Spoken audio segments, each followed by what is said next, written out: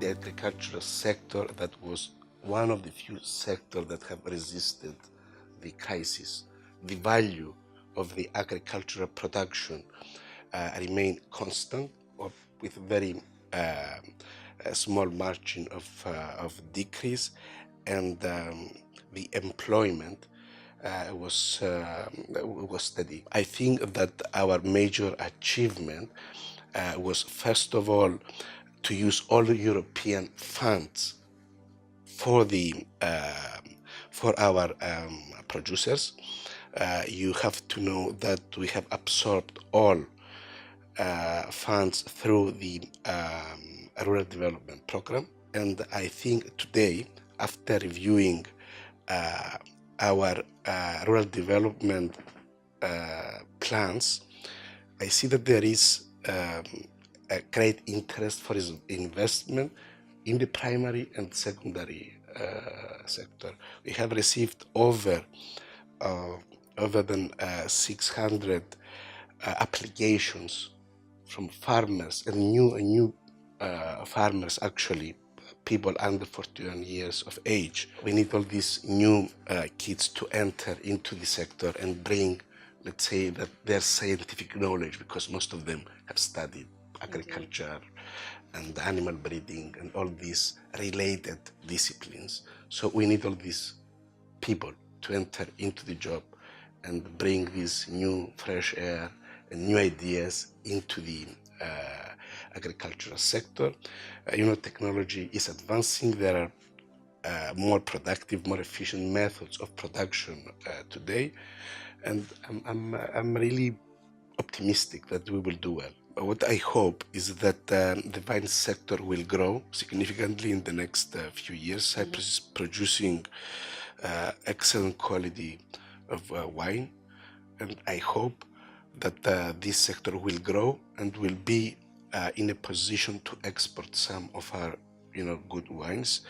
I believe that we have a unique wine, which is one of the best wines in the world, Commandaria.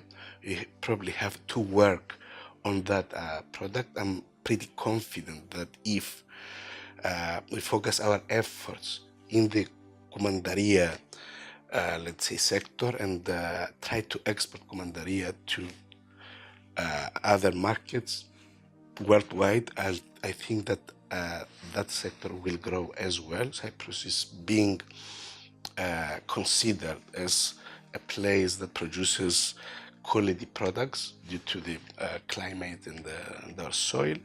And of course, we have the comparative advantage of the early grow crops, like our potatoes. This is one of the reasons that the potato exports are doing well, because we can grow potatoes much earlier than the rest of Europe. I hope that we'll register halloumi as a PDO product pretty soon, and I'm sure that the agricultural sector will grow significantly with the registration of halloumi, since you're going to secure the market of halloumi for our producers. Halloumi will be produced only in Cyprus with Cypriot milk, Cypriot raw materials.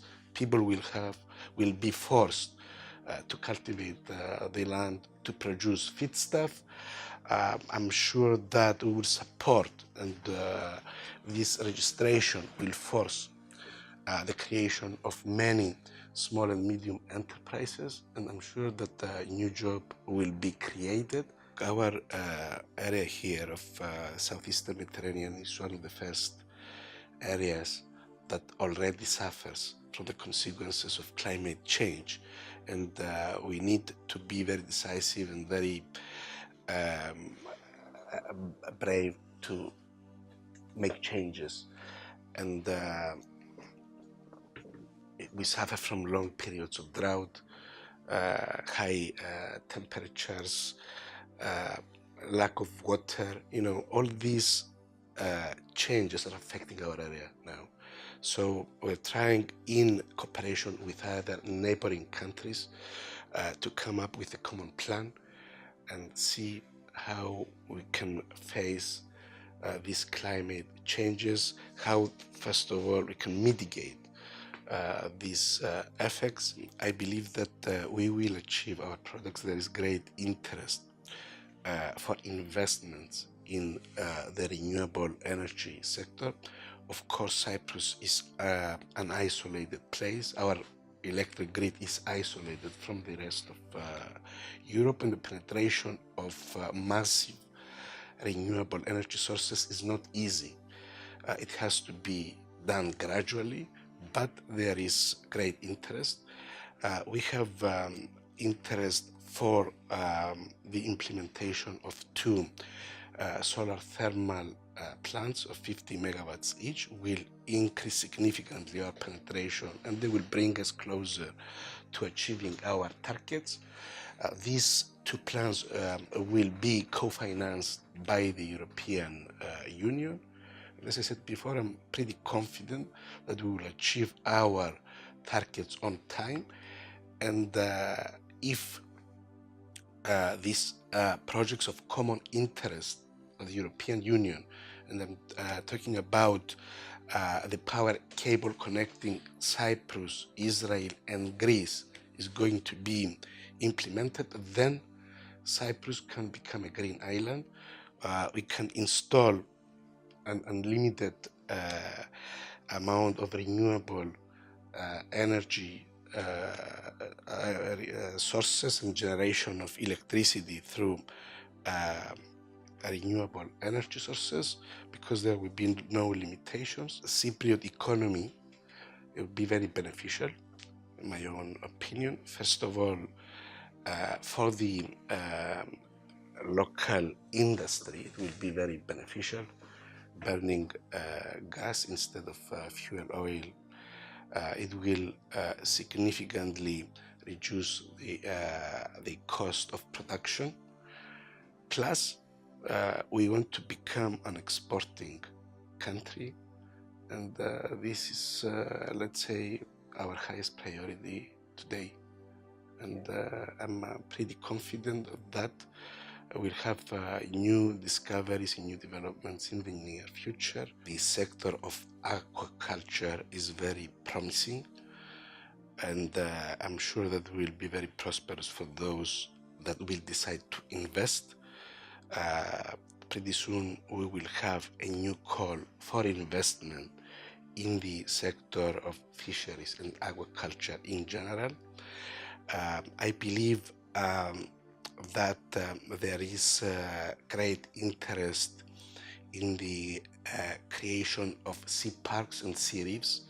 There are many foreign investors that contact the ministry here, and they're asking questions on how to invest.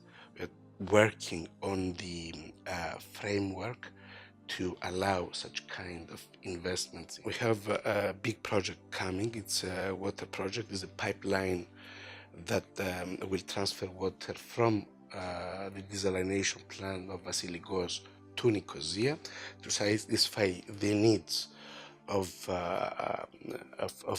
Nicosia district for the next 30 years. It will be a project with a budget of 65 millions. We have another water project. Is a pipeline from the Gelia desalination plant to the Free Famagusta area to satisfy the needs for potable water in the area there. It's a project with a budget of 23-24 million euros. We have a new desalination plant coming in the area of Paphos. We have a waste management plant in Paphos, and we will have a procurement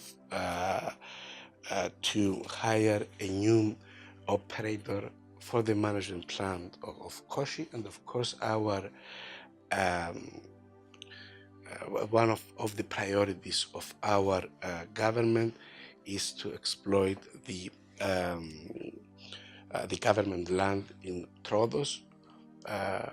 Pretty soon we have a call for investments in that fantastic, I would say, area in that unique area of Cyprus, and I'm sure that will have a great interest. Message to the audience of the European Times is that Cyprus is a great place to invest. I think that these 3-4 years Cyprus has proved that we have very solid economy. We're probably the first country in EU that has gone through this haircut and this severe crisis. Now Cyprus has a steady, stable economy. We have shown that this government is working very hard, and the investors should feel confident that they will have a significant benefit if they come here to invest.